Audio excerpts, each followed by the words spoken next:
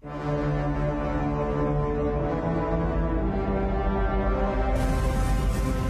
over 4.5 billion years, the Earth has been blasted, burned, ripped and scoured. These phenomenal events have sculpted our planet through a series of devastating cataclysms.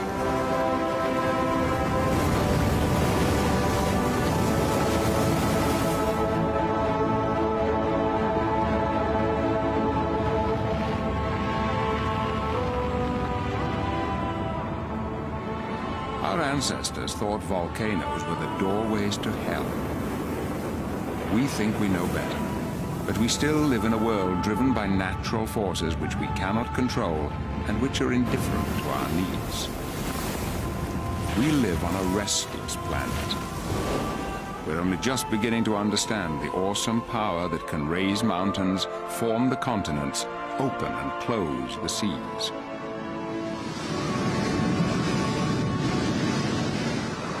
The fragile truce between man and the Earth is being broken all the time. We are learning more about the forces that drive our Earth and how to live with them, but it may be too late.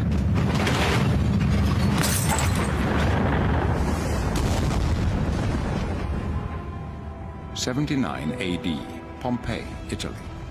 A peaceful Roman city was overwhelmed by pyroclastic fires from Mount Vesuvius, a volcano that had slept through recorded history until it suddenly exploded. 20,000 people lived in Pompeii. Very few escaped the volcanic shroud.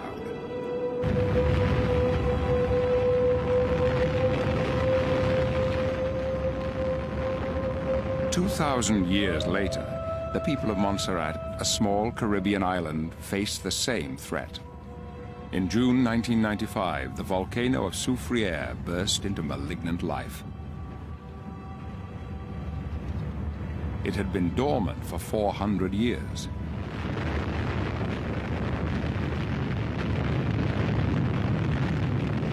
"19 people have died, and half the island is uninhabitable.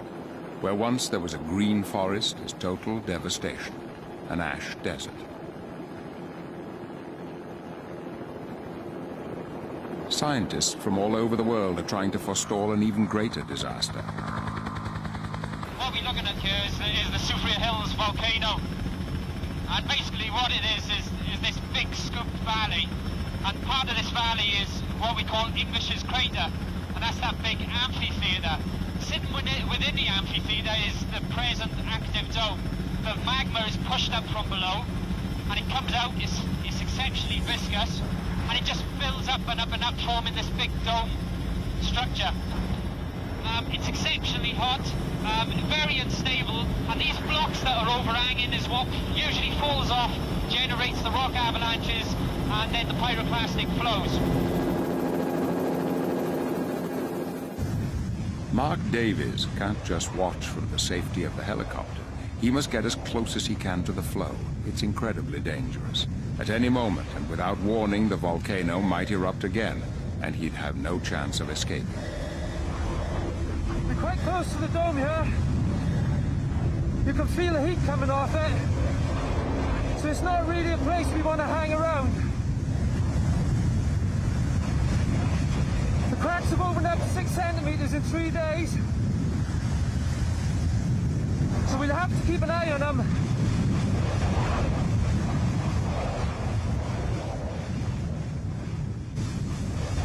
Pyroclastic flow is essentially like a snow avalanche. The only difference being that it's around about 800 degrees C. It contains big, huge blocks within it, sometimes the size of houses. It contains lots of poisonous gases, and all of that will travel at around about a speed of 80 meters per second in some cases, sometimes a heck of a lot faster. So you can't outrun it, you can't outdrive it, and in some cases the only thing that can get you out fast enough is a helicopter. Essentially, if you get caught in a pyroclastic flow, you really don't know whether you get crushed, whether you suffocate, whether you burn to death first, and frankly, I wouldn't want to know myself.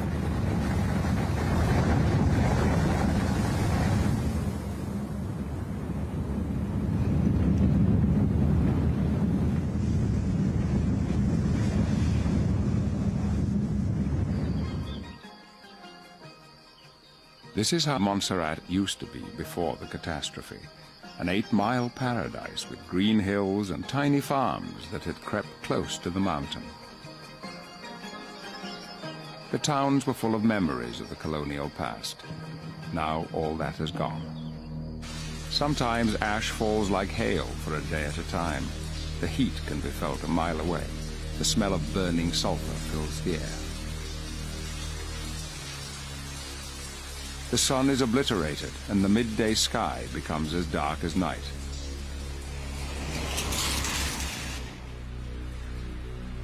There is nothing to be done but take cover.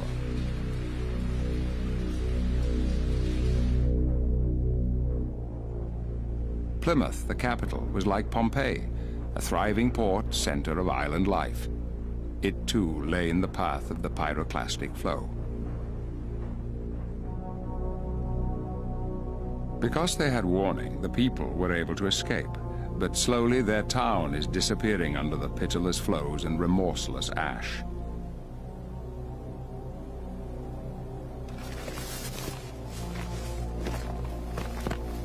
A volcano can sit quietly for centuries until the pressure from below becomes too great and it explodes. What everyone on Montserrat wants to know is, will it explode again, and will it ever stop? The scientists' best hope is to monitor the earthquakes they know will shake the mountain before an eruption. 24 hours a day, they listen and watch. This is the operations center for the Volcano Observatory. It's monitoring the whole of the volcano. It's an early warning system, if you like. We have points all around the volcano, and so if the ground's moving, then the information that those machines gather out on the volcano is sent back here, and it's recorded on these pens, so it's a visual way of determining how much motion is occurring. When the drum and the needle on the drum and the pen is going back and forth, the bigger the earthquake, the more violent that pen will move. And the greater the chance of a violent eruption. But the technique is only a best guess. It's not foolproof. Distrusting science to save them from the force of nature, the population dwindles daily as more and more people escape to the safety of neighboring islands.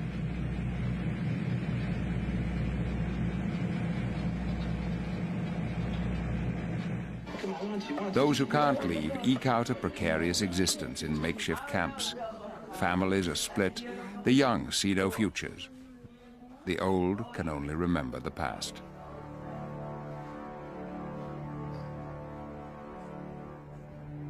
One in 10 of us live near an active volcano. Many choose to because volcanic soil is so fertile and productive. But will the people of Montserrat ever be able to return to their fields and old ways of life? Or has that gone, as lost as Pompeii? People and politicians would like clear-cut answers, but scientists know that's impossible. If the eruption stops tomorrow, the dome is still up on top of the volcano. It's still unstable, and it'll still retain its heat, and it might stay like that for 5 years after the eruption finishes. Or it might cool down exceptionally quickly, and within 1 year, people could move back. We don't really know. Montserrat's disaster is caused by something that happened over 4 billion years ago, when the Earth's crust broke into gigantic sections, forming the tectonic plates.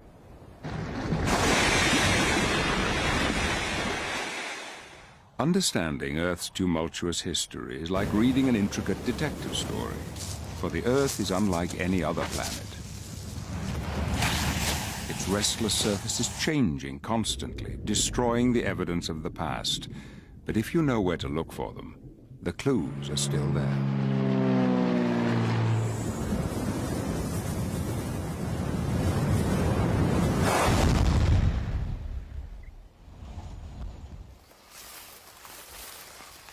About 18,000 meteorites hit the Earth every year, hurtling down at 70,000 miles an hour. Most are small and do little damage, but each brings clues to the catastrophic formation of our planet.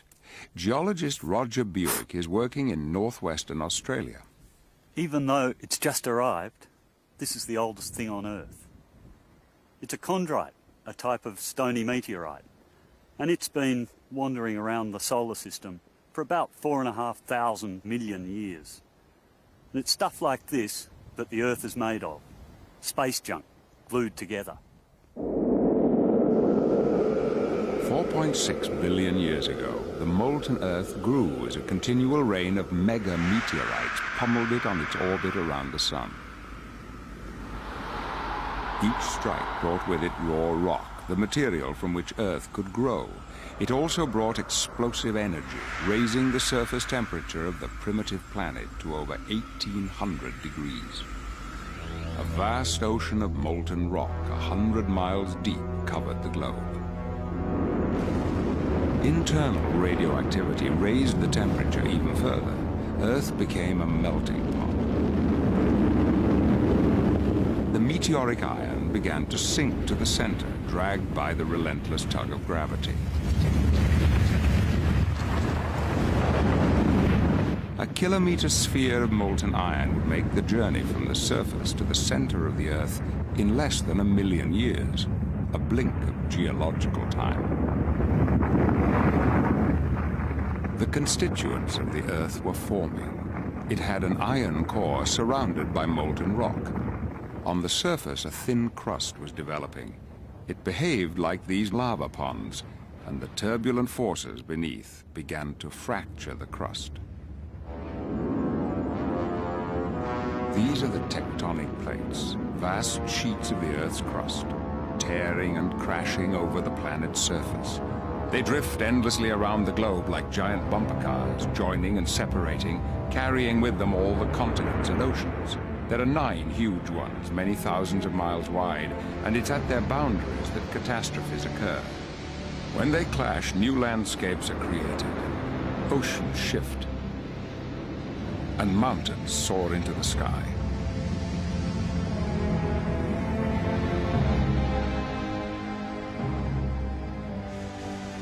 Montserrat sits on the boundary of the Caribbean and North American plates, where volcanoes erupt and earthquakes shudder. The actual fabric of the land itself is made here, where the tectonic plates that form the ocean floor are torn apart, new lava continually emerges, and new volcanoes are born. In 1963, this act of creation could be seen by all. Some 10 billion square feet of lava erupted off the coast of Iceland to form the new island of Surtsey. It emerged in a matter of days, just like volcanic islands on the primitive Earth. All over the planet, these islands appeared, and in time, they were to form the first continents. Clues as to how this happened are found in the Canadian Rocky Mountains. The outer shell of Earth, the lithosphere, carries the continents. It's made up of great stratas of different rocks extending 60 miles down into the Earth. Most of its structure is unknown. The deepest man has ever drilled is 9 miles. Exploring deeper needs a different approach. To discover just how their land was formed, a team of 700 scientists, the modern equivalents of early map makers, are charting this invisible territory. They use shock-wave detectors, geophones, which the teams are placing all over the landscape. This is the world's biggest subsurface exploration experiment, the lithoprobe. In the Yukon province, the chief scientist is Charlie Roots. Geologists who work in sedimentary rocks are used to continuity, both in oldest rocks to youngest rocks, as well as being able to take the same rock formation for a long distance.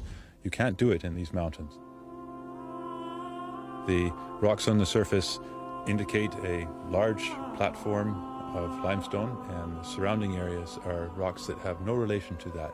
They are bits that are not part of the continent that appear to have come from somewhere else. These canyons show the folds and the twists that the rocks have undergone as they've been pushed up against the ancient continent. The problem is that we only get to see the rocks that are at the surface, and in an area where rocks are steeply dipping, there is far more of the story buried beneath our feet. To send shock waves deep into the crust, 200 pounds of explosive are buried in the ground. We're digging 3 holes for the geophones that we're going to be putting in here so that we can have a 3-component orientation system to measure the seismic wave that comes in. We have a vertical geophone, which will measure the vertical component of the arriving wave. There is a north-south geophone that will measure the north-south component of the incoming wave. And we have an east-west geophone to measure the east-west component of the incoming seismic wave.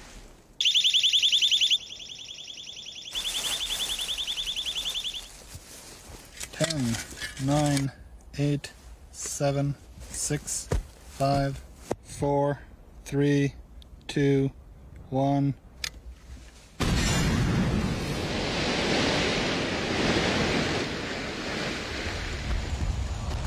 As the shock wave races down through the ground, they hit something hard, much harder than the surrounding rock. The shock waves are reflected and speed back to the surface, taking their precious information to the geophones. Analysis of the results shows that under the Rockies are the buried remains of ancient volcanic islands. Over the last 200 million years, hundreds of these islands were grafted onto the North American continent. They form much of the land west of the Rockies, stretching from Mexico to Alaska. This is a clue as to how the first land masses were created. But until very recently, science was at a loss to say just when it happened. Then one day, prospecting for minerals in northwestern Australia, Roger Buick made a startling discovery. This rock is part of the oldest land surface on Earth. It has miraculously survived the never-ending cycle of formation and destruction of the crust. The vertical stripes have endured for over 3.6 billion years. At the same time, the Earth began to cool.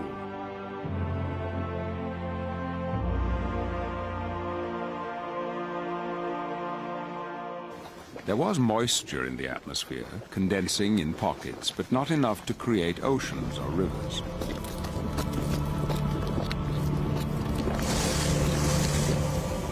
There was no oxygen in the air. It was inhospitable with no trace of life. A new theory suggests that in time, water, maybe enough to fill the world's oceans, arrived from deep space, brought on ice comets.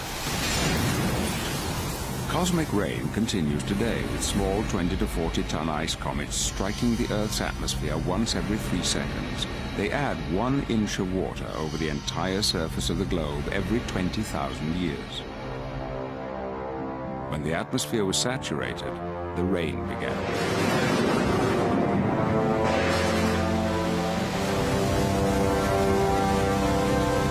An endless ocean grew, and when the skies finally cleared, the Earth had been transformed into a watery globe.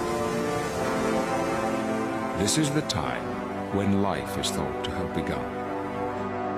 Echoes of those beginnings can still be heard today. Our most ancient ancestors, the most resilient creatures ever evolved, have survived unchanged for billions of years, living in solid rock. Drilling to great depths into the rocks at Idaho Falls, Princeton microbiologist Tallis Onstott is hoping to take a closer look at their descendants. What I find truly remarkable is that within this core barrel is a massive piece of rock from 200 feet below the surface, and yet it contains as many bacteria in it as there are people on this planet. Now, these are living bacteria, and they live at temperatures approaching the boiling point of water. They live at pressures that are 100 times the atmosphere.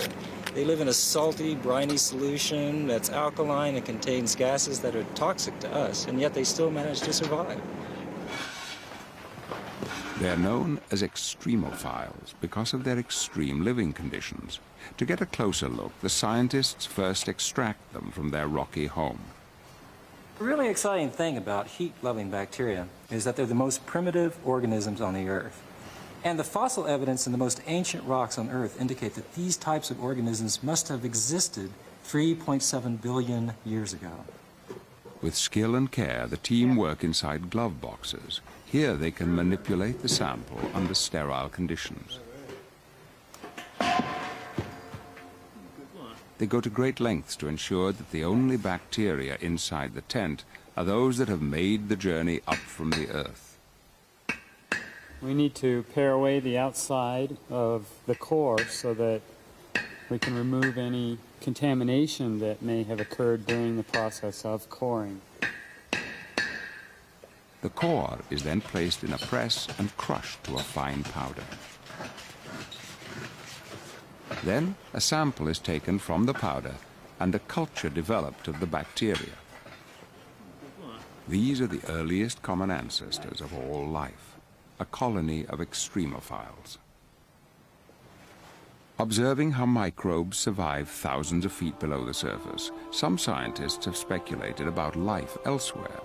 Could there be tiny extraterrestrials buried in the same way on other planets that appear outwardly sterile? In the sedimentary rocks of Australia's Karenjini are all the clues that solve another chapter of Earth's history. This was the first place where life and the land began to interact, and the traces are clear to this day. The impressive thing about the place is how red it is. In fact, red rocks stretch for hundreds of miles in every direction. The reason they're red is because of this red mineral, hematite, iron oxide, or rust.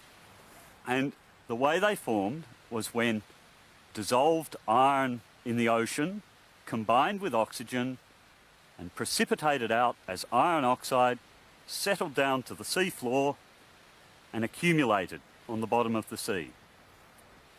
Initially, the atmosphere of the Earth had no oxygen. The same applied to the oceans.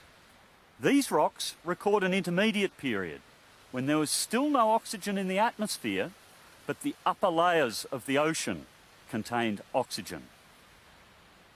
There's a huge amount of iron oxide here. The sheer volume suggests that the oxygen could only have had one plausible source: biology, living organisms excreting oxygen as a byproduct of photosynthesis. After 2 billion years, the oxygen had finally combined with all the iron. For the first time, free oxygen was able to escape into the atmosphere, and the air became breathable. Deep into the Australian outback is more evidence of primitive oxygen-producing organisms. In a secret location Buick discovered are some of the world's oldest and rarest fossils. What I've done is step back more than 3/4 of the way back to the beginning of Earth history. And here are wrinkly layered sediments that occasionally dome upwards. These are stromatolites, sedimentary structures created by filamentous microorganisms trapping sand and mud between their little filaments. Those microorganisms were probably photosynthetic. The layers thicken over the tops of these domes, competing with each other to get nearer the sunlight. Now, these stromatolites are remarkable for their great age, 3,450 million years old. Not only are they remarkable for that, but we can also infer something about the environment in which they lived. Just back here are gypsum daisies, little star-shaped clusters of gypsum crystals, calcium sulfate. These form when seawater evaporates in a shallow pond near the edge of the sea. Living stromatolites only grow when they're almost permanently submerged in water, so you only see them exposed at very low tide. These grew here about 5,000 years ago, when the sea level was about 1 metre or so higher. The living carpet of bacteria that formed them died off as the sea level gradually dropped, and the sediment that the bacteria trapped was turned into limestone. These tiny bacteria were the first organisms to live together in colonies. By producing oxygen, stromatolites changed the planet forever. life flourished and became a force to shape the world.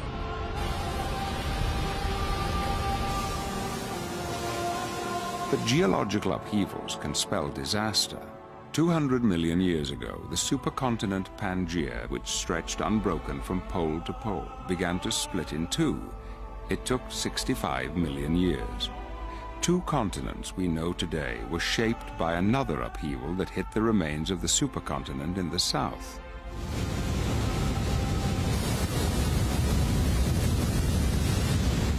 In the jungles of South America, I found one of the most remarkable features on the face of the planet. This whole landscape owes its existence to this violent chapter of Earth's history.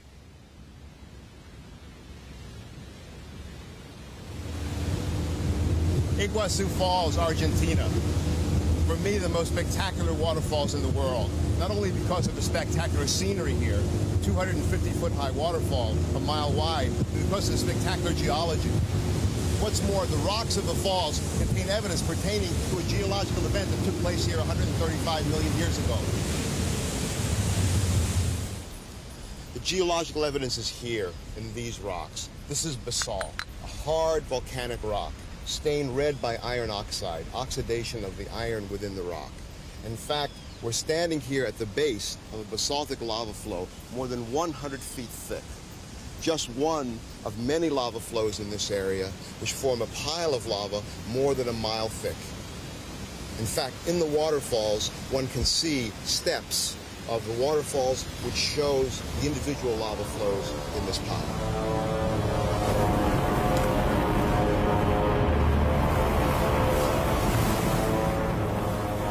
Imagine volcanic eruptions so enormous as to produce lava flows erupting from giant cracks and fissures in the Earth's crust, flowing out over an area twice the size of the state of Texas, more than 250,000 square miles. An enormous volcanic event. Massive amounts of sulfur-rich gases spewing into the atmosphere, droplets of sulfuric acid forming a veil that cuts out the sunlight and cools the climate, sulfuric acid rain killing the vegetation, the makings of an environmental disaster of enormous proportions. This is 135 million years ago, at the end of the Jurassic period of geological time, a time when there were mass extinctions of many forms of life. There's evidence here in these rocks for an even more dramatic event in the history of the Earth.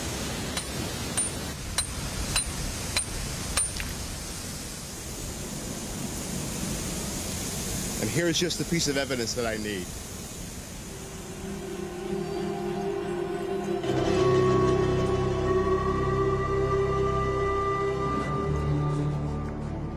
On the other side of the world, across the Atlantic Ocean, is the world's most ancient desert. It dominates most of the southern African country of Namibia. I've traveled more than 4,000 miles, and the rocks are exactly the same. They're basalts, and the age is 135 million years. Clearly, when these rocks were erupted, as floods of lava traveling hundreds of miles, South America and Africa were together as one supercontinent. The Atlantic Ocean, which now divides Africa and South America, owes its very existence to this geological cataclysm that tore Pangaea apart. The supercontinent looked like this, made up of the present-day continents of Africa, South America, India, Antarctica, and Australia. The cracking started here and split the continent into the present-day continents of South America and Africa.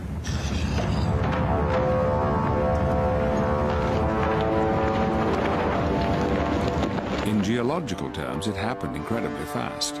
The crack opened northwards at a speed of 2 inches per year, the split unzipping the land as it went along. Fountains of volcanic fire leapt through the crack. The entire process took only 5 million years to complete. Evidence of the unzipping is clear. The shorelines of South America and Africa match perfectly, and under the ocean, the mid-Atlantic ridge divides the two continents almost exactly down the middle, where it still pushes them apart. Until recently, scientists had never visited the place where this spreading occurred, but now even the depths are giving up their secrets. Alvin, The world's first deep-sea submersible led the way to this unexplored terrain.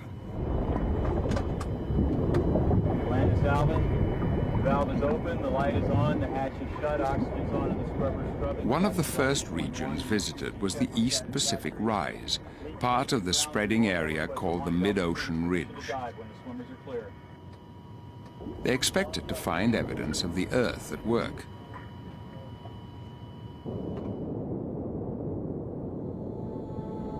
What they actually discovered lay beyond imagination.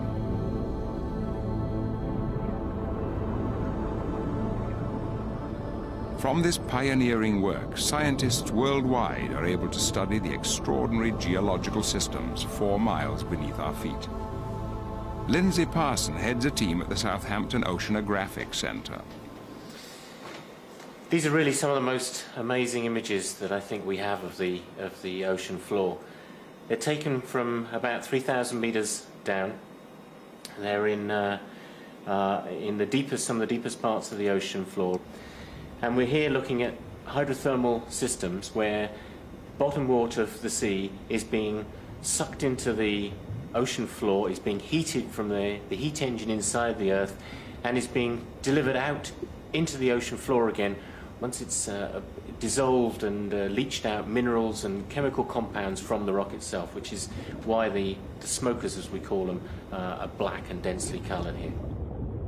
The pressure is an immense 2 tons per square inch.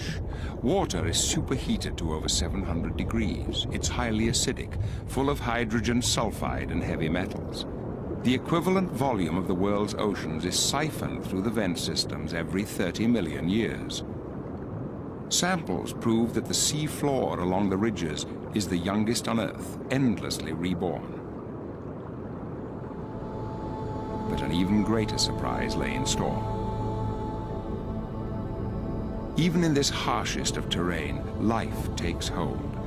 The black smokers are warm water oases around which familiar species, shrimps, foot-long clams, and mussels thrive alongside more bizarre forms, 6-foot-long tube worms and strange fish.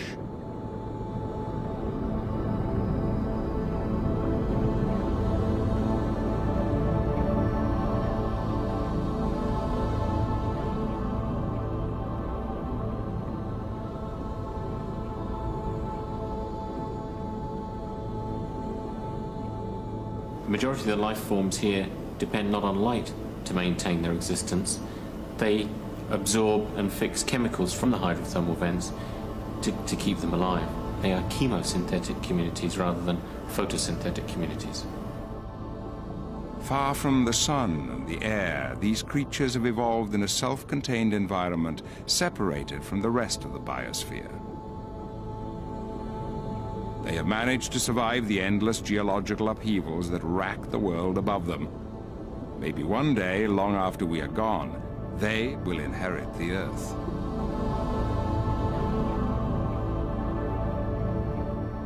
Here, scientists can also watch the extraordinary process of the seabed actually creating itself. The hydrothermal systems lie along the mid-ocean ridge. The mid-ocean ridge is the line along which the tectonic plates move apart from one another, allowing hot molten rock from the interior of the Earth to well up and to form new ocean floor, the youngest part of the world as we know it. The mid-ocean ridge is the Earth's crust factory. New molten magma endlessly emerges to force the cold, older lava away from the ridges.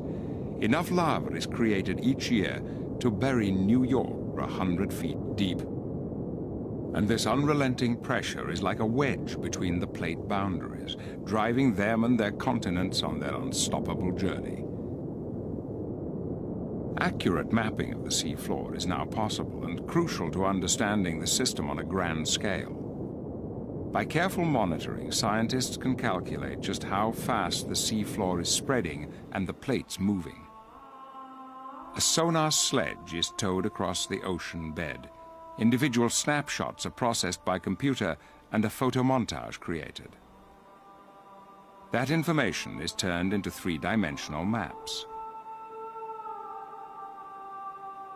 What emerges is that the sea floor is full of great valleys and deep trenches, and that here is the largest and tallest range of volcanic mountains on Earth, 40,000 miles long, sometimes 5 miles high, stretching around the globe like a seam on a baseball.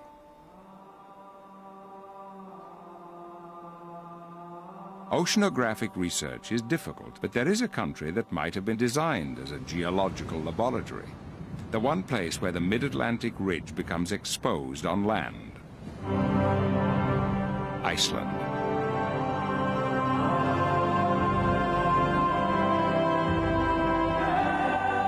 The land here is being torn apart. The rift shows exactly where the plates carrying America and Europe are being forced away from each other at about an inch per year. And Iceland is in the middle. The land is continually reshaped through eruption and rifting. The lava from the flows forms vertical dikes and horizontal beds, just as it does on the ocean floor.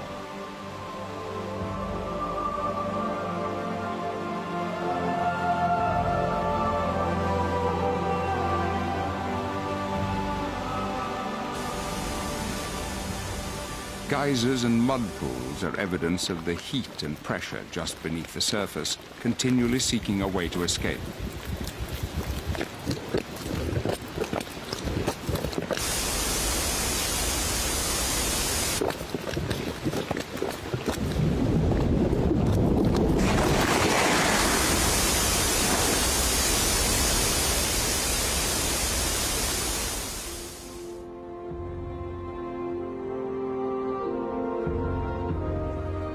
Ice and fire is a deadly mixture.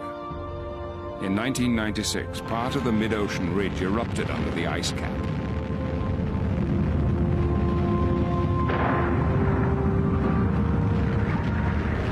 It rapidly melted its way through 300 feet of ice, forming a deep gorge. The meltwater raced away to fill a subglacial lake until it could no longer be contained. In the catastrophic flood that followed, 10 square miles of land drowned.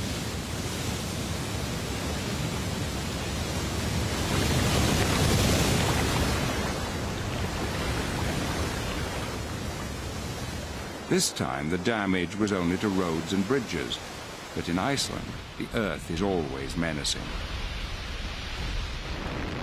In 1975, the Krofla volcanic eruptions began, lasting 9 years. 14 square miles of basalt spewed out, in some places widening the land itself by 28 feet. In 1973, the town of Jaime was almost overwhelmed when the nearby volcano woke from a 5,000-year sleep.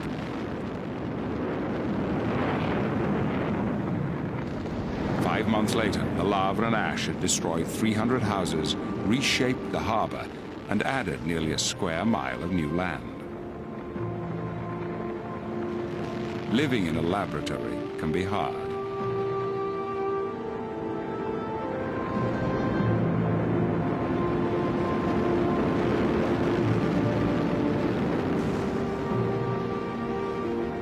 But if new land is continually being made at the crust factory along the ridges, why isn't the world itself constantly expanding?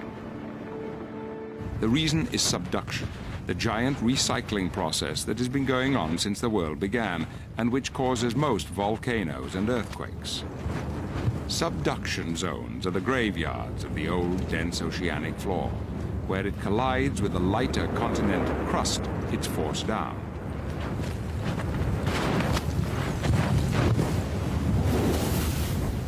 Pulls the rest of the plate with it to be melted in the ferocious furnace of the inner earth. The plates don't die peacefully. They go with a bang. The old ocean floor carries water into the mantle, which mixes with the magma. When the pressure can no longer be contained, it explodes. In that most awesome of natural events, a volcanic eruption.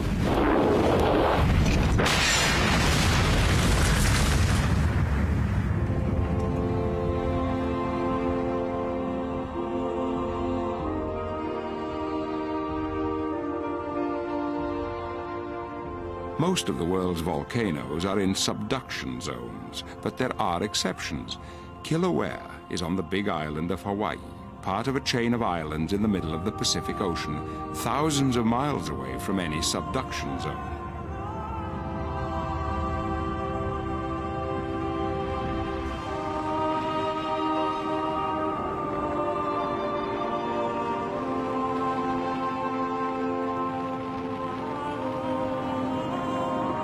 But the whole chain is formed entirely from volcanoes, whose rivers of fire heave and bubble at temperatures of 2,000 degrees.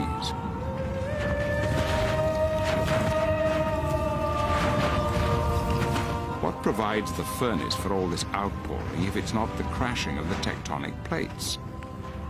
The volcanologists have an explanation.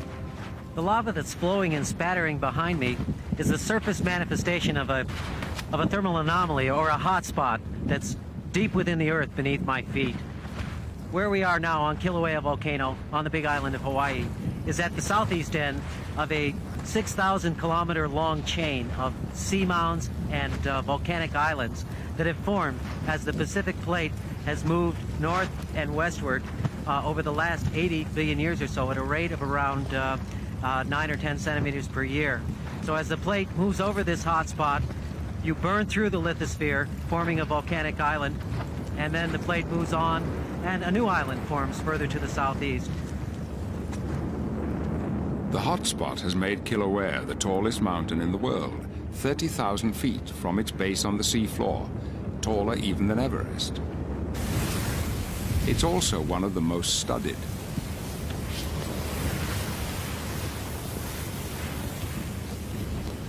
But scientists can't always wait for the lava to come to them. They must catch it as it bursts through the crust. Carl Thornburg often goes fishing with a cable in a red-hot pond. And sometimes he has to get even closer. It's extremely dangerous. At any moment, the lava may spurt out unexpectedly, leaving Thornburg with nowhere to run. Behind me is a perched lava pond that's being fed from a vent off to my left. You can see that there's lava spattering and overflowing on its edges. I'm going to attempt to scoop a sample of molten lava, hopefully with a hammer, so I won't have to use a long cable to throw it in. And it'll be extremely hot. We have to worry about gases, and we have to worry about breakouts near the edge of the pond. So we'll see how it goes. Thornburg is risking his life. But unless scientists can learn how to forecast eruptions, volcanoes will continue to be an uncontrollable threat.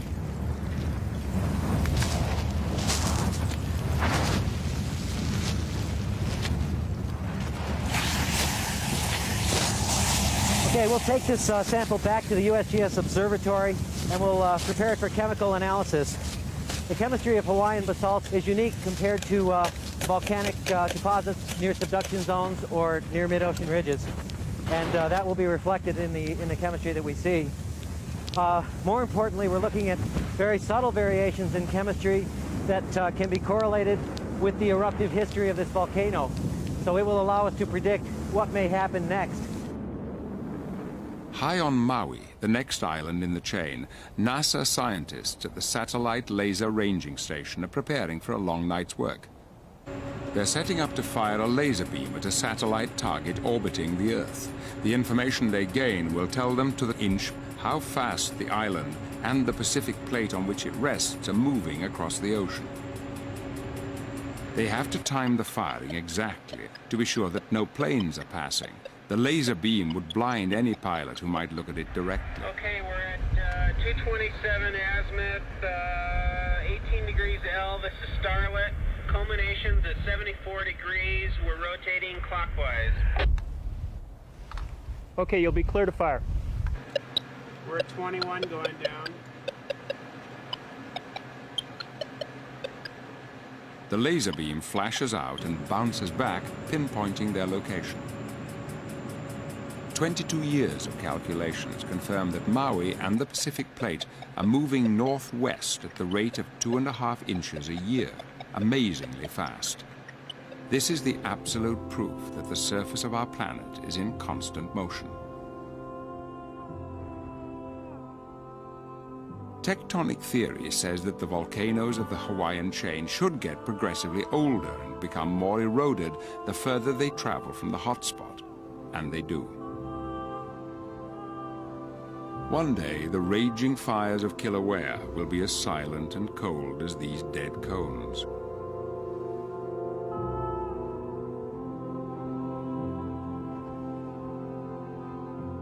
But the heir to them all is already emerging. As one island dies, a new one is formed.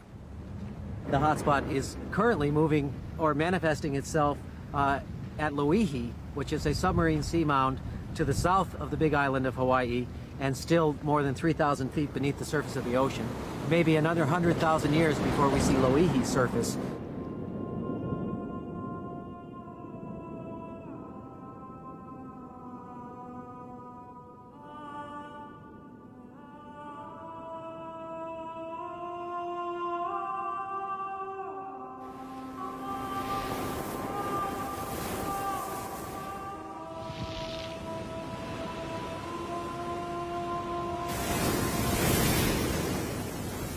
At the same time, the hotspot is causing destruction elsewhere.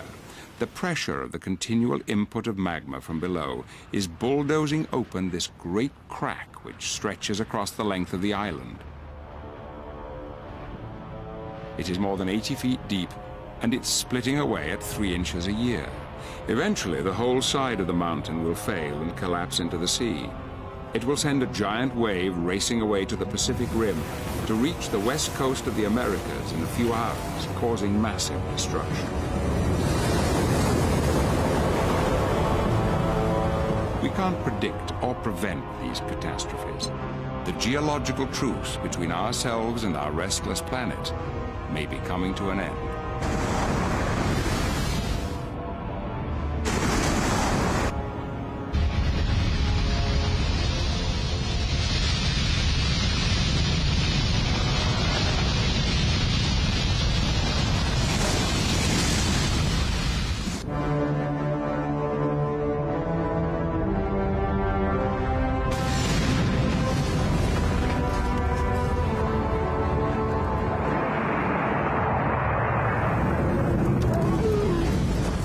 Cataclysms may have caused extinctions and disasters, but they have also shaped the Earth and produced an environment in which human life could flourish.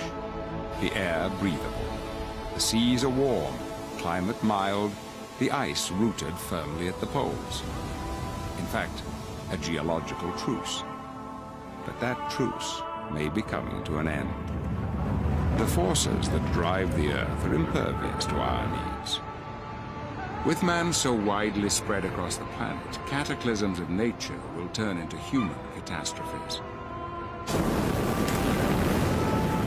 Every movement of the plates brings the danger of disaster nearer.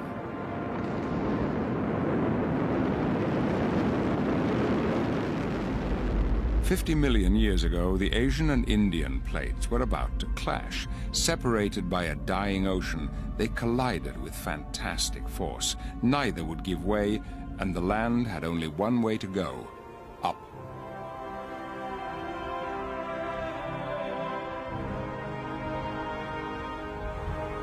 This is the world's highest mountain range, the Himalayas. This entire area was uplifted from sea level to over 5 miles high in less than 30 million years. How do the scientists know? From the evidence of the rocks. There's dramatic evidence for this uplift right in the face of Everest and Lhotse. The famous yellow band that you can see cutting across is actually a marine limestone. It was formed in the bottom of the ocean. So 50 million years ago, the tops of these mountains were at the bottom of the sea. It's hard to believe. We have similar evidence from Tibet, where we find things like this, ammonite fossils of marine creatures at now more than 4,000 meters above sea level. Certainly these tell us that plate tectonics supplies enough force to lift things from the bottom of the ocean all the way to here, the top of the world. This is the only place where 2 continental plates are colliding on such a scale, and the mountains are still growing as a result of the tectonic squeeze.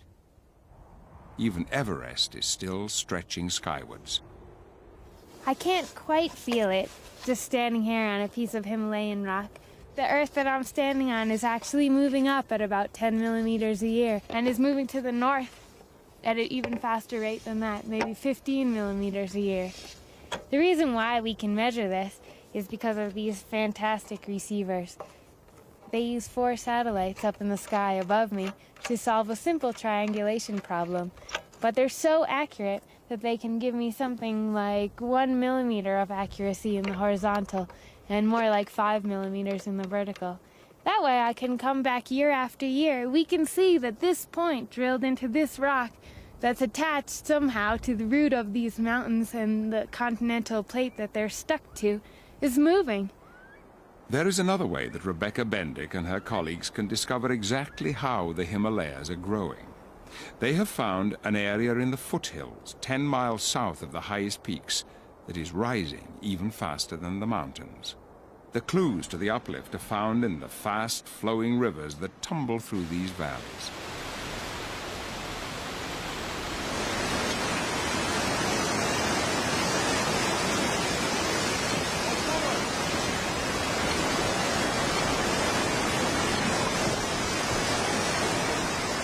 You can think of this river in 2 different ways. One is that this land is still and the river's cutting down. The other way, and I think a better way to think about it, is that the river is staying at sort of a constant position with respect to the sea, way off in the Bay of Bengal, and the earth around it is rising up. So in order for the river to stay in one place, it needs to cut down like a knife through butter. But in some places, the river cannot cut quickly enough to maintain its natural equilibrium. Here, the land rises faster than the river erodes it down, and a giant step is formed, creating white water and rapids. We're looking for places where the river is a lot steeper than its average gradient anywhere along a stretch. Those steeper places are corresponding to places where the uplift is quick, so quick that the river can't keep up. This will give us clues about places to come back and do more intensive GPS research to try to pin down the uplift rate. It seems this area is continuing to rise faster than the high peaks. One day, this riverbed will be taller than Everest.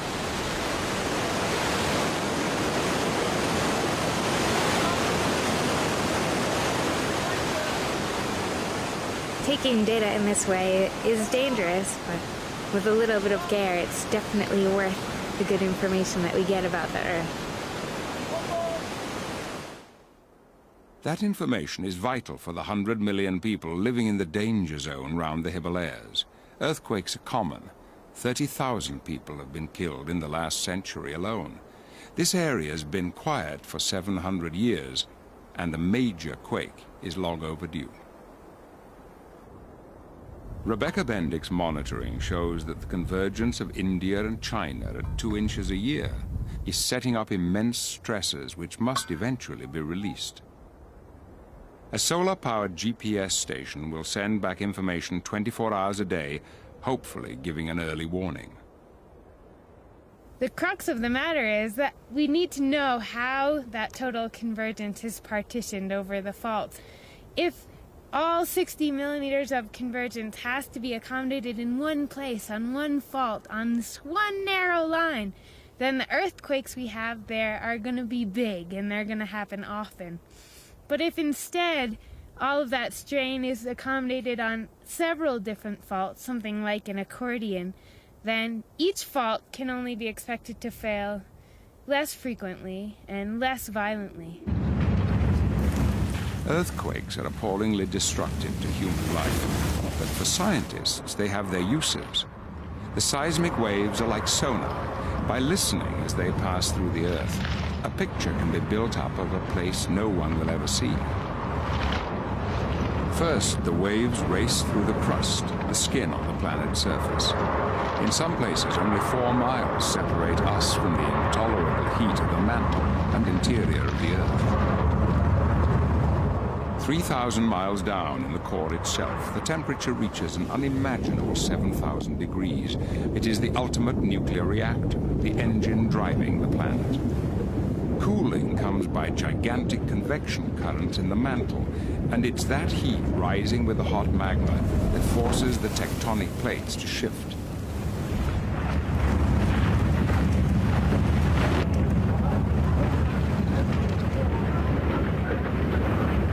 Earthquakes are a ferocious manifestation of the power of the Earth's plates.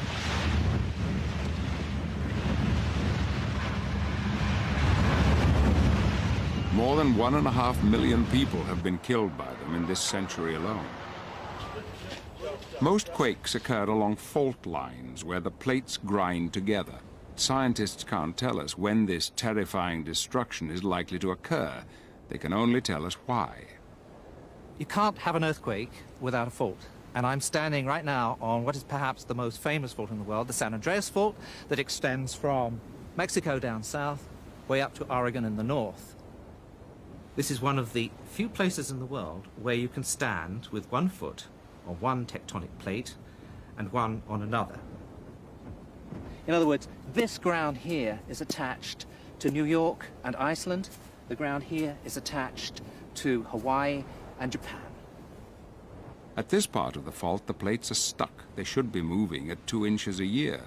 The last earthquake was 100 years ago, and the fault is storing up the unreleased energy. The longer the plates are stuck together, the larger the ensuing tremor will be. Further north, the plates are sliding smoothly past each other. The evidence is clear from the way this fence has buckled. We're on the San Andreas Fault south of San Francisco, and this is an interesting part of the fault zone because the 1906 earthquake ruptured through this field here across the road and stopped about here. But this fence was built after the earthquake. In other words, the fault has been sliding ever since then. So what's going on here exactly? And you can see here there are cracks in the road. These have grown since I was last here, all over the road here. And I have a machine in the field and I am absolutely dying to see what it says. Let's go have a look. What we have in the field here is a creep meter.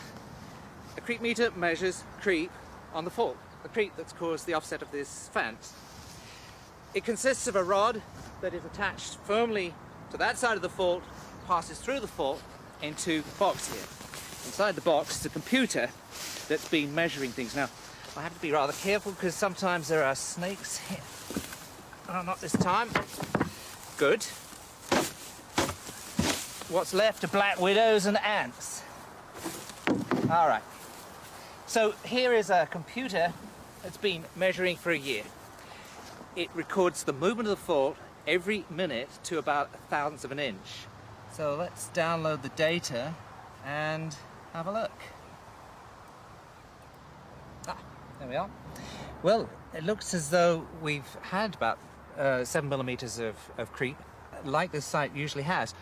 But the interesting thing is it's all limited to a very short period of time. If you look here, you can see the fault has been locked for most of the year, but suddenly, in the middle of September, it takes off, and it slips about 5 millimeters in the space of a couple of hours, and it continues to slip in the next few days. In other words, a whole year's budget of slip occurs within the space of a few days. That might not seem much, 5 millimeters, but it's affecting a long section of the fault, maybe 5 miles long, involving millions of tons of rock. Now, it really doesn't matter here. This is a nice sort of field, there aren't any people, but further north, this creep process and the things that are happening beneath the earth are far more sinister. San Francisco is home to 2.5 million people and lies right on the Hayward Fault. In its 200 years history, it's been hit by 3 killer quakes. Scientists know the slippage on the fault has begun to slow down, a warning sign. But when will it strike? In 1989, 67 people died in an earthquake at Loma Prieta, part of San Francisco. No one had foreseen it coming.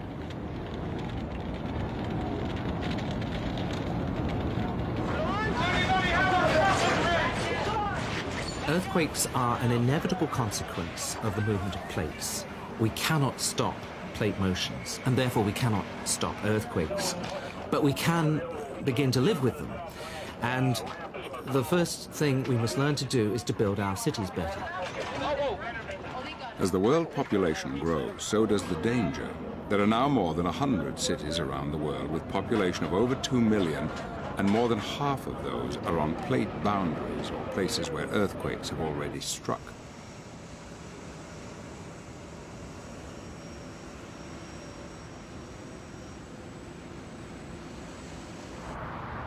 Los Angeles is the most vulnerable of all the places on the West Coast fault line. This stretch of road shows why. Not only is it on the San Andreas, but here the fault is being forced round a bend. Where this happens, the rocks get compressed with enormous force. They cannot go sideways, so they go up. The movement curls the rocks, bends, folds, and crunches them, faulting and distorting the land. Many faults never surface, although scientists know they're there.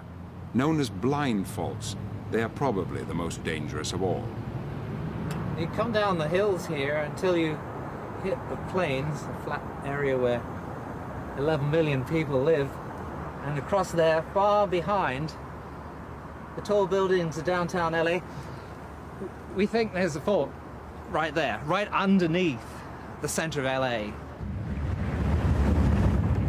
At 4:24 in the morning on the 17th of January 1994, the suburb of Northridge was shaken to its foundations. A blind fault had fractured 11 miles down, causing some of the most intense ground shaking ever recorded.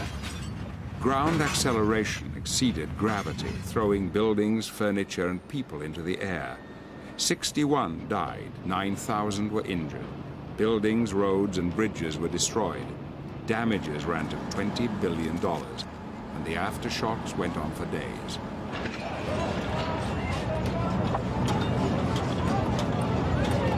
When it goes, like Northridge did, seismic waves are spread all over the basin, big ripples shaking all the buildings. It's exaggerated where the sediments are concentrated in the basin here, because the basin's completely flat, and it's flat because it's washed in there from the mountains by water, so we have saturated sediments. When the sand and water combination is shaken together, it turns liquid for 5 minutes after the shocks, causing tall buildings to destabilize and fall. It's called liquefaction and presents an enormous and unpredictable danger. And there is another geological trap waiting to spring. The San Gabriel Mountains stretch from the San Andreas Fault down to the Los Angeles Basin. As the earthquakes crack and shudder along the faults, they are being inched towards the city. Here the fault is pink and the mountains in yellow. This is how they have swung so far. In some distant geological future, they will cover the city completely. What does the geological future look like? What clues are hidden in the mountains, deserts, and seas? It's difficult to grasp that the march of the Earth is unstoppable. We've been very lucky because modern society has actually developed at a time when very little has been happening geologically. So we've been in a period of geological quiescence. Now this isn't going to last. We know that there are going to be major global catastrophes occurring in the future, gigantic tsunami, big volcanic eruptions, more impact events. And on that basis, we know that we're all living on this planet simply by geological consent. Ice is crucial in helping to keep the Earth's climate mild enough for life to survive. But worldwide, the temperature is rising, and the ice is melting.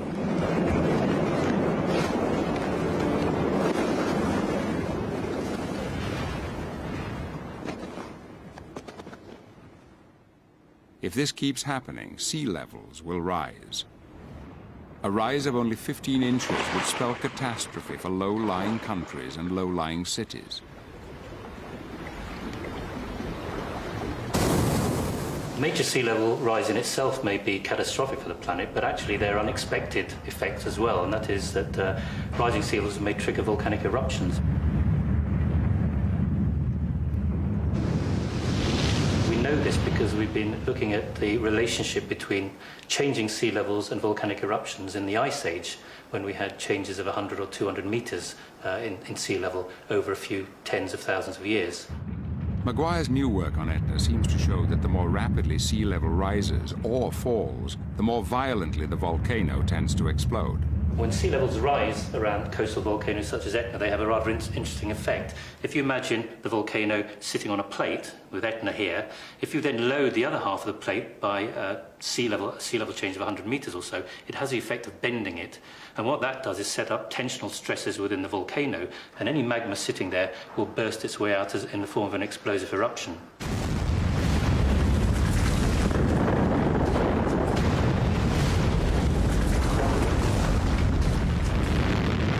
In modern times, we haven't really experienced the full terror of a volcanic catastrophe. If Bill Maguire's theory is right, such an event could hurry in the new ice age, because nature can wield a two-edged sword. Rising sea levels could cause volcanoes to erupt, spewing debris and sulfur into the atmosphere. That will cut out the heat from the sun, so the Earth will cool. That will make the ice form again, freezing the oceans so sea levels drop once more. And that sudden fall may trigger more volcanic activity, pumping more material into the atmosphere, making the Earth even colder, ushering in the dark and the ice and the long winter.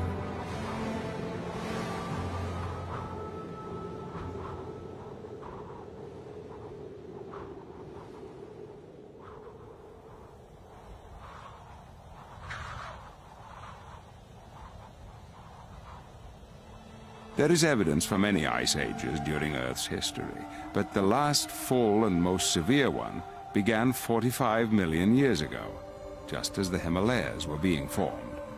One theory attributes the dramatic cooling to this tectonic turmoil. The mountains are littered with limestone rocks and rubble. This debris would combine with rain and carbon dioxide in the air in a chemical reaction which removed millions of tons of the gas from the atmosphere. With less greenhouse gas to keep it warm, the entire planet would cool, triggering the Ice Age.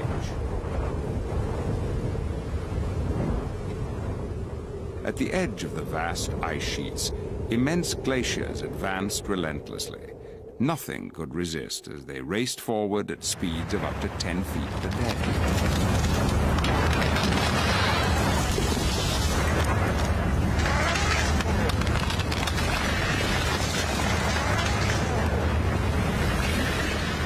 The ice covered more land, so more of the sun's heat was reflected back into space, chilling the planet further.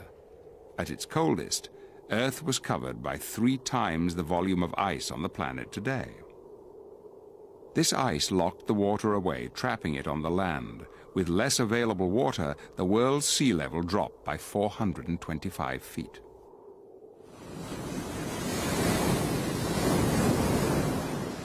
Today, the Caribbean island of Grand Bahama holds the clearest clues to the dramatic change in past sea levels. Microbiologist Steffi Schwab has been piecing the story together. Hidden deep in a mosquito-ridden mangrove swamp is an unlikely entrance to a mysterious ancient world.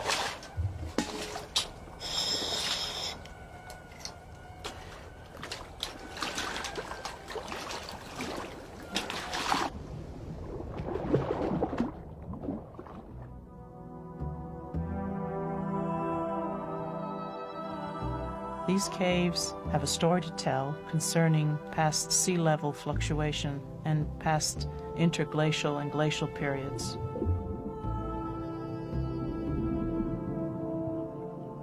What makes these caves particularly exciting is that they are one of the last unexplored frontiers, and they turned out to be one of the world's largest and longest known cave systems.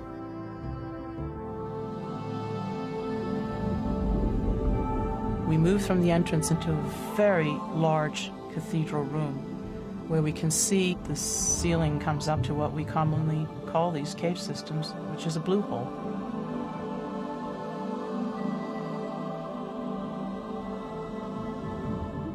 you always find, when you go into these large cathedral rooms, a very large rock pile in the center.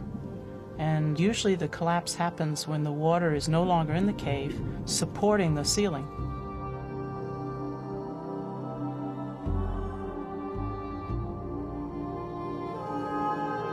I'm now swimming through what is called a mixing zone, and this is where the fresh water mixes with the seawater and causes what we call a shimmer.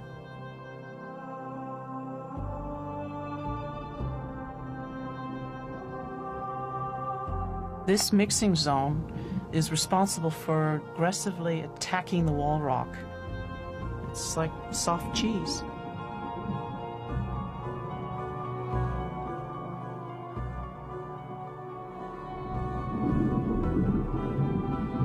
Normally, limestone could not be removed with your finger. You would need a rock hammer and a chisel.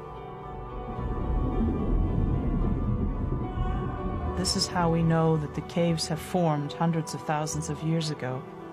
But we also know by evidence that we have found that the caves have been dry in the past. 20 meters down further into the cave system are these bat droppings that have been fossilized. And we know the only way that this can happen is when the caves are dry, because bats do not swim. And when bats roost in the ceiling, the droppings collect on the rock and they become very hard.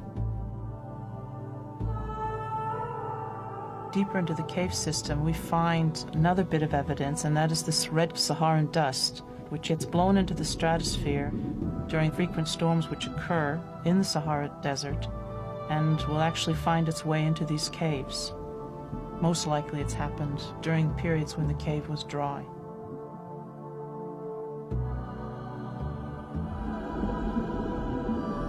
The final bit of evidence which supports the fact that the caves have been dry are these beautiful stalactite and stalagmite gardens that we find at 28 meters plus.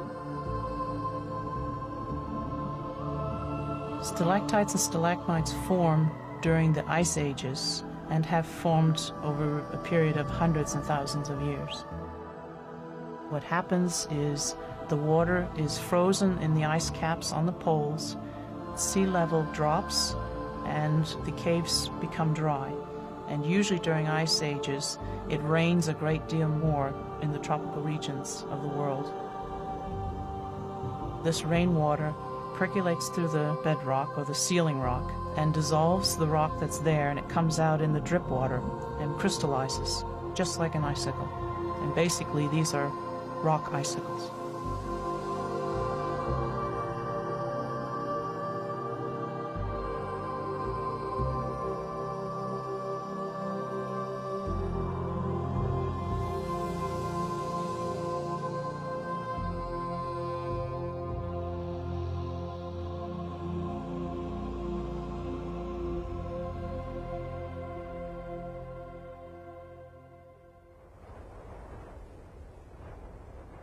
The ice ages affected and shaped the landscapes, but sometimes the clues are so gigantic it's hard to recognize them.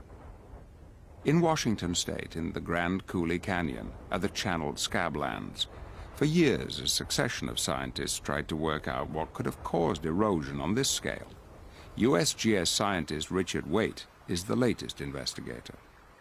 This rock, the size of a 3-story house, looks like it's part of the bedrock. Part of this basalt that forms this vast landscape. But the structure in the basalt is horizontal, as you can see, whereas the structure in this rock is vertical. In other words, this big rock has been moved. But the biggest clue in the landscape is the landscape itself. This gorge is carved in basalt, one of the hardest of rocks. It ends in a sheer cliff, 400 feet high, and it's in the shape of an enormous horseshoe. It's like the gorge below Niagara Falls.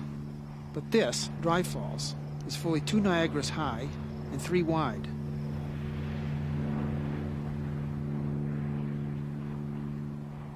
Waite is continuing the work begun by geologist J. Harlan Bretz in 1923. Bretz was the first to say that this entire landscape was a gigantic riverbed formed by 3,000 square miles of the Columbia Plateau being swept away. No one believed him because the scale was so huge, But he was certain that the only explanation for this scale of damage was an enormous flood. The whole area was obliterated and changed forever as the torrent flooded through. Even on the top of the cliffs, the water was over 100 feet deep.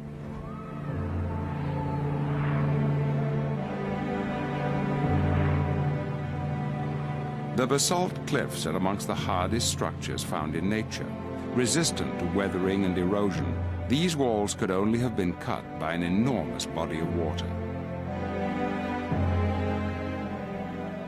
One by one, these columns of frozen lava were quarried from the rock face and carried away by the raging torrent, causing the wall to retreat and the cataract to widen. So it was accepted that this is how the channeled scablands were shaped. But an important part of the mystery remained. Just where could all that colossal, earth-shattering volume of water have come from? 100 miles to the east, geologist Joseph T. Pardee had described an enormous Ice Age lake, Glacial Lake Missoula. This lake held in some 600 cubic miles of water. 600 cubic miles is all of present-day Lake Erie, plus all Lake Ontario. The lake was held in by an ice dam that had crossed the Clark Fork River and dammed it. The lake rose 2,000 feet deep against the side of the ice dam, but there was no evidence to link the lake with the channel scabland. In 1939, Pardee discovered a series of giant ripples. These are like sand ripples on the beach, but they are of enormous size, hundreds of feet apart, 10 feet high and more, and they're composed of gravel. Such a feature could only indicate a swift outflow from Glacial Lake Missoula. The gigantic ice dam held back the water until it reached a critical level. When it was 1,800 feet deep, the pressure of the water was so immense that it forced its way through the base of the ice dam. Having found a weakness, the icy waters raced on, widening the split and weakening the dam catastrophically. The waters of the entire lake were released in a devastating discharge. This discharge was 10 times the flow of all the world's rivers. That's almost beyond belief. In 1926, a freak flood created a 100-foot deep canyon, 200 miles away in the Walla Walla Valley. It revealed many layers of silt. Waite realized that this area must have been in the path of the great floodwaters that formed the channeled scablands. This white layer here is an ash that we know is from Mount St. Helens. We've analyzed it chemically, mineralogically, and it clearly came from Mount St. Helens. And we know its date. By radiocarbon dating, we know that this is 15,000 years old, approximately. Therefore, we have a beautiful timeline running through this section of 15,000 years. The ash could only have fallen after the flood had passed and the sediments settled, yet it's covered by many layers of sediments, 39 in all. This was the final piece of evidence that explained the creation of the scablands. The catastrophic outburst flood must have happened time and again. Once each flood had left its mark, the vast glacial dam would advance and the waters of Lake Missoula would start to rise again, continuing the cycle of flood followed by calm. Only when the time of the ice was over did the flood stop. The change from Ice Age to warmer times is governed by how close the Earth is to the Sun. Every 100,000 years, the shape of the Earth's orbit around the Sun changes. This has led some scientists to wonder if the recurring cycle of catastrophe and extinctions on our planet is governed by extraterrestrial forces. Mass extinctions and the catastrophes that cause them seem to follow a periodicity of about 30 million years. It's that cycle that suggests that the cause of a catastrophe lies outside the Earth. On a clear night here in Africa or in other places where you can see the night sky, we can see astronomical evidence for the cause of these geological catastrophes every 30 million years.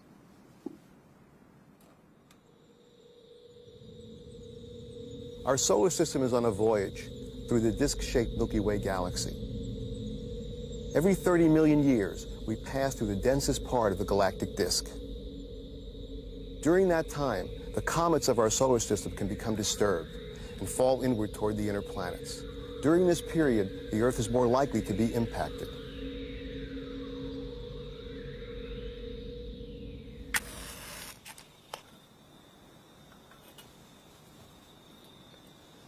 This cycle may explain the catastrophic history of the Earth. The last major mass extinction was 35 million years ago. We're in the densest part of the galactic disk now, and the next mass extinction may include us. Asteroids are a very real threat. They even formed our own moon. Soon after its violent beginning, our planet suffered a ferocious assault. A rogue asteroid bigger than Mars smashed into it with enough power to blast much of the Earth's surface into space. The debris was drawn together by gravitational forces and formed a proto-lunar disk.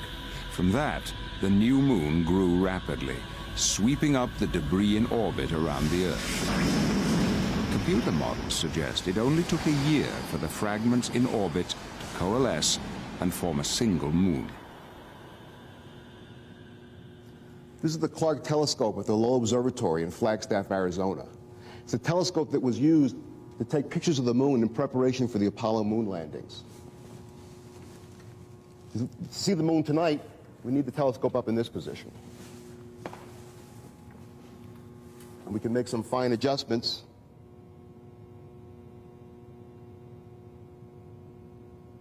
The density of the craters on the moon's surface was measured using the photographs taken by the Clark telescope. What's more, the astronauts visited some of these regions in their 6 Apollo missions. Man, does this thing have steep walls. They said 60 degrees. Now, I tell you, I can't see to the bottom of it, and I'm as close to the edge as I'm going to get. That's the truth. I can't believe we came over those mountains. The largest impact feature on the moon, the Imbrium Basin, is more than 1,000 kilometers across and was produced by the impact of a comet or asteroid more than 100 kilometers across. Yeah, those are pretty big mountains to fly over, aren't they? The basin is surrounded by mountains more than 5 miles high. This is where the Apollo 15 astronauts landed and took samples. They show that these mountains are not like the mountains on the Earth, but they're piles of rubble, fragmented rock thrown out by this giant impact. Look at that. Guess what we just found? I think we found what we came for. Crystal rock, huh? Yes, sir. You better believe it. The pristine moon rocks that were brought back by the Apollo astronauts have been radiometrically dated and studied. And they show that impact has been an important process in the formation and evolution of the Earth-like planets. What's more, the radiometric dating of the rocks has shown that the moon underwent a hellish bombardment between 4.5 and 4 billion years ago. After that time, the bombardment died down. By that time, most of the asteroids moving around in the inner solar system had collided with the planets, and the process of formation of the planets was over. 200 space rocks, large enough to cause global devastation, are known to be on Earth-crossing orbits, and there may be many more.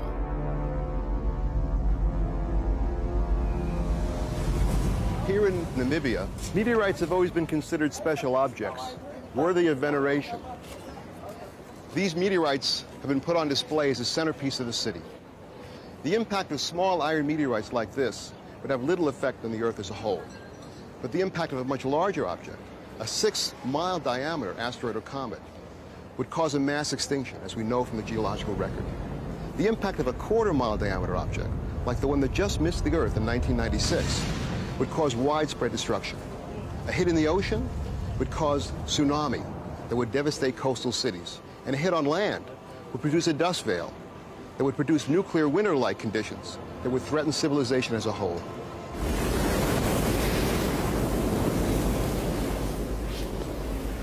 The geological record shows impacts brought catastrophe and devastation which wiped out many species. There have been 5 key mass extinctions in Earth's history. Best known are the dinosaurs. Why did they simply disappear from the face of the Earth? India may provide the answer. 65 million years ago, it was still an island drifting towards Asia. This was when the layered landscapes of the Deccan Traps were created. A great volcanic rift spewed out 500,000 square miles of lava. Layer after layer of lava lies on the land in places up to 8,000 feet thick. Some scientists believe that the scale of this volcanic activity was so great it killed off the dinosaurs. Professor Michael Rampino thinks the traps were triggered by an extraterrestrial visitor. This is the Hoba iron meteorite in Namibia. It's the largest meteorite known on Earth. And like most meteorites, it contains the rare element iridium. And iridium has proven to be the clue, the connection between the impact event and the extinction of the dinosaurs. Iridium is found near impact craters, but is extremely rare elsewhere in the Earth's crust. At these craters, the levels of iridium are 10,000 times higher than normal. Such high concentrations have been found in the sedimentary record all over the world at a consistent date of 65 million years ago. Recently, a crater more than 110 miles wide was detected off the coast of Mexico's Yucatan Peninsula. It too was created 65 million years ago. It was formed by a 10-mile-wide cosmic killer which closed on Earth at more than 60,000 miles an hour.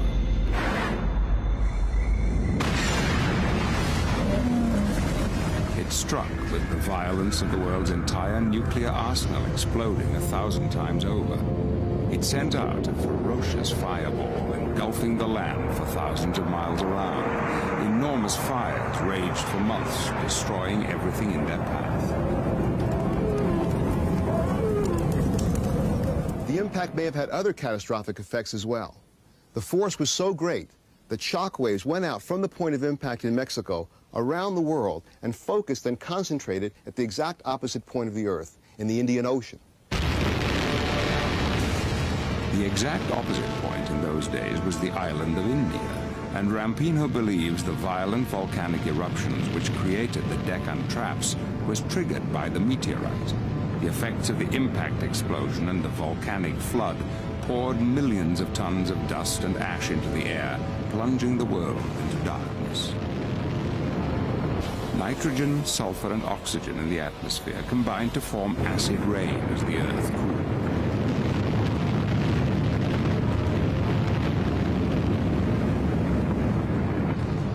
In this cosmic winter, 75% of all living things perished. When the skies cleared, the dinosaurs had gone.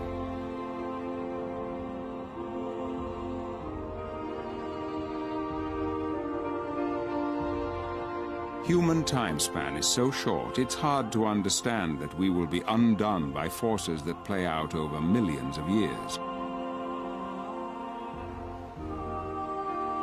In Utah, the shells of countless millions of marine creatures which lived and died here have been exposed where the San Juan River creates a great tear in the Earth's crust.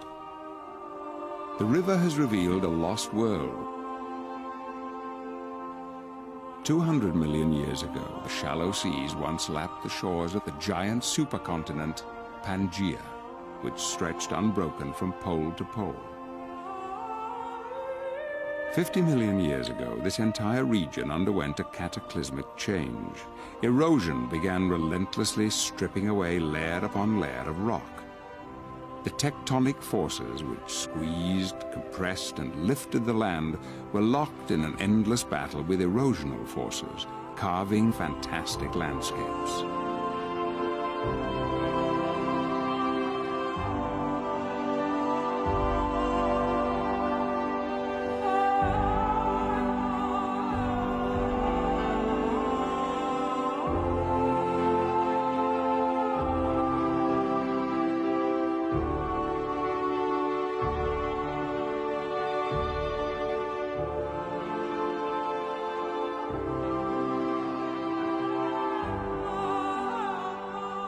Water is the strongest force of all. It cuts through solid rock to create deep canyons.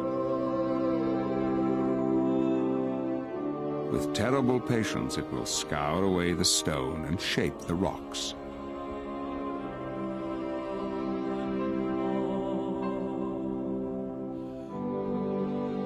One day, In an unimaginably distant future, Antelope Slot Canyon will be as wide and as deep as the Grand Canyon itself.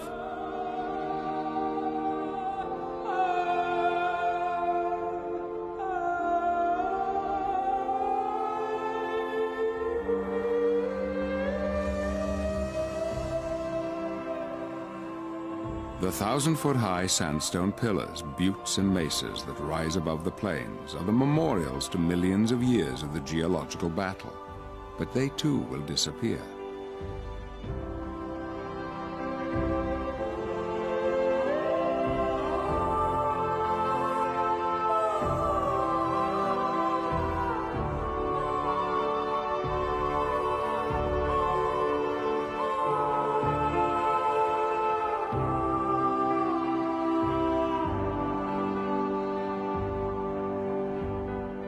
Nothing can withstand erosion.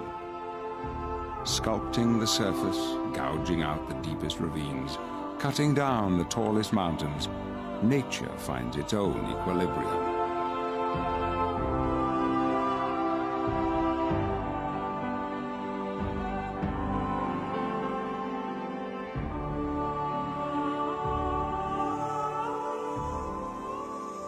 The small mining town of Colemanskop, abandoned just a few decades ago, is already being invaded by the sand dunes.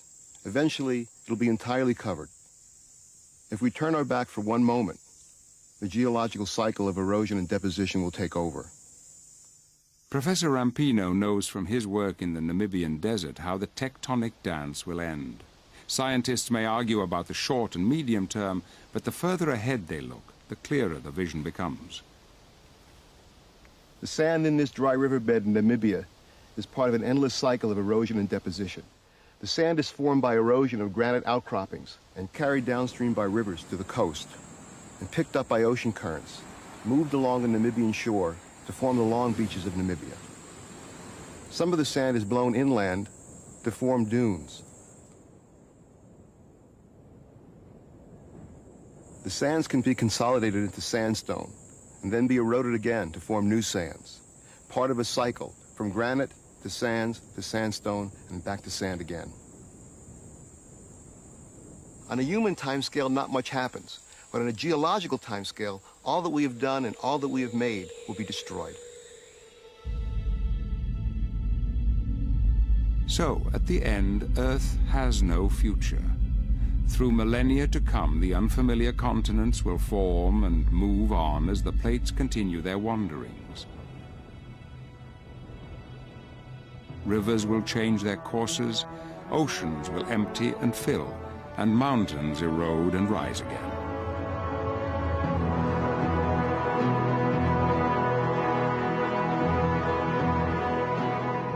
But our sun is aging. In 5 billion years, it will run out of energy. As gravity tightens its grip, it will collapse on itself, the temperature rising to 100 million degrees. It will expand uncontrollably, engulfing Mars, Venus, and the Earth. The seas will boil away, the atmosphere evaporate as Earth becomes a charred ember. Then the sun will cease all nuclear fusion and die. It will be the end of our amazing Earth.